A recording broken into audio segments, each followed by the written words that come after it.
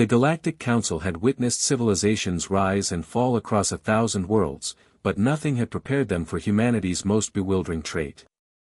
Commander Zephyr's tentacles trembled as she watched the surveillance footage for the 100th time.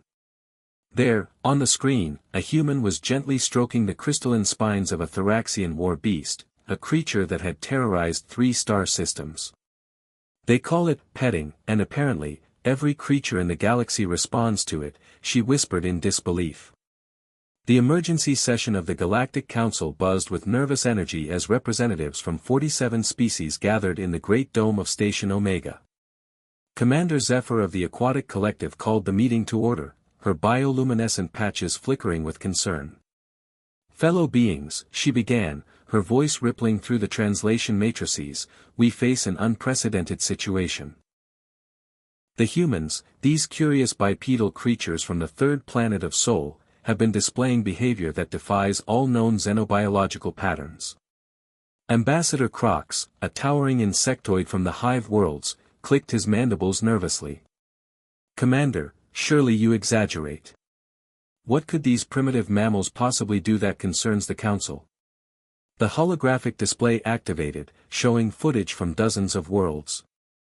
Humans were seen approaching the most dangerous predators in the galaxy, not with weapons or shields, but with outstretched hands and soothing voices. The assembled delegates watched in stunned silence as humans pet everything from acid-spitting venom slugs to the legendary shadow stalkers of Kepler 442b. Every being just wants to feel connected, a human botanist could be heard saying on one recording as she approached a creature made of living flame. Dr. Flux, the energy-based representative from the plasma dimension, pulsed with disbelief. This is impossible. The shadow stalkers have never been tamed. They exist in pure darkness and feed on fear itself. Yet here we see Sarah Chen, a human botanist, scratching behind what we assume are its ears, Zephyr replied, zooming in on the footage. The creature appears to be purring. The Council decided to conduct a field study. They selected 12 of the galaxy's most dangerous creatures and placed them in controlled environments with human volunteers. What happened next would shake the foundations of interstellar biology.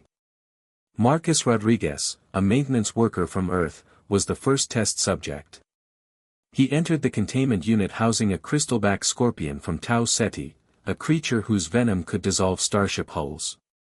"Hey there, buddy," Marcus said softly, extending his hand. "You're just a big scary bug, aren't you? But I bet you're lonely." The crystalback, which had killed 3 Korthak warriors just days before, slowly approached Marcus. Its massive claws, each capable of crushing titanium, gently touched his palm. Marcus began stroking its chitinous shell. "See? You just needed someone to understand you," Marcus whispered, his voice filled with gentle compassion.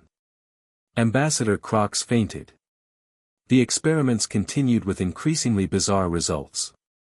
Elena Petrov, a teacher from Moscow, successfully befriended a nightmare wraith, a creature made of pure psychic terror. She simply sat with it, humming lullabies until the wraith curled up beside her like a cosmic cat. "Sometimes, the attempt itself is what matters," Elena explained to the astounded researchers, as the wraith nuzzled her shoulder with its ethereal form. The most shocking incident occurred when Jake Thompson, a surfer from California, encountered the legendary Void Kraken, a space-dwelling leviathan that had destroyed entire fleets. "Whoa, dude, you're like the biggest space whale ever," Jake said, floating in his environmental suit near the creature's massive head. "You probably just need a good belly rub." The Kraken, which scientists believed was incapable of any emotion beyond hunger, rolled over in space, exposing its massive underbelly. Jake spent 3 hours giving it what he called the ultimate belly rub. "It's not about being fearless," Jake explained to the astounded researchers afterward. "It's about seeing the individual behind the scary exterior." Each successful interaction left the alien observers more bewildered. The humans seemed to possess an innate ability to read the emotional needs of any creature, no matter how alien or dangerous. Dr. Zara Okafor, Earth's leading xenobiologist, tried to explain the phenomenon to the Council. "We call it empathy. Humans have evolved to read social cues and emotional states. We project our own need for connection onto other beings. But how do you know what they want? Asked Thymel, a crystalline being from the Silicon Worlds. We don't always know, Zara admitted with a gentle smile. But we try anyway. That's what makes us human. We believe that everyone deserves compassion, even cosmic horrors need someone to care about them. The final test pushed the boundaries of possibility. The Council had captured the Harbinger of Andromeda, a cosmic entity that existed partially in another dimension, feeding on the life force of entire worlds. It was scheduled for destruction, as no prison could hold it. Captain Lisa Park, a former Marine turned animal rescue worker, volunteered for what everyone assumed would be a suicide mission. The Harbinger manifested as a writhing mass of shadow and starlight, with multiple eyes that burned with the fire of dying suns. I know you're hurting, Lisa said, approaching the entity without fear. Something that destroys so much must be in incredible pain. The Harbinger's form shifted, its burning eyes focusing on the small human before it.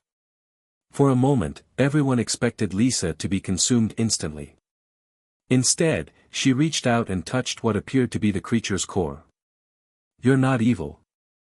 You're just hungry for something no one's ever given you, aren't you? The cosmic entity's form began to change. The shadows softened, the burning eyes dimmed to a gentle glow. For the first time in eons, the Harbinger of Andromeda experienced something other than endless hunger, it felt understood. What had once been seen as humanity's weakness was now recognized as their greatest strength, Lisa whispered, as the entity wrapped its ethereal form around her in what could only be described as a cosmic hug. The Galactic Council watched in absolute silence as the most feared entity in known space began to purr, a sound that resonated across multiple dimensions. Ambassador Crox, having recovered from his earlier fainting spell, spoke in a voice filled with wonder, they're not just petting animals. They're healing the universe, one creature at a time. The Galactic Accords were rewritten that day. Humanity was granted special status as universal companions, beings capable of forming bonds with any life form in the galaxy. The former monsters of the galaxy became humanity's partners. Shadow stalkers became guide animals for the blind. Void krakens helped with deep space construction. Even the Harbinger of Andromeda found new purpose, using its cosmic awareness to help lost civilizations find their way home. We never conquered the galaxy through force, reflected Dr. Okafor, now serving as Earth's first ambassador to the Galactic Council. We conquered it through compassion. Commander Zephyr, who had called that first emergency session, now served alongside a team of humans in the newly established Department of Interspecies Relations. Humans taught us that the strongest bonds aren't forged through fear or dominance, she observed, but through understanding and acceptance. The galaxy had never been safer, or more connected, noted the official report filed that day. And it all started with humanity's simple belief that everything, no matter how dangerous or alien, just needed someone to pet it.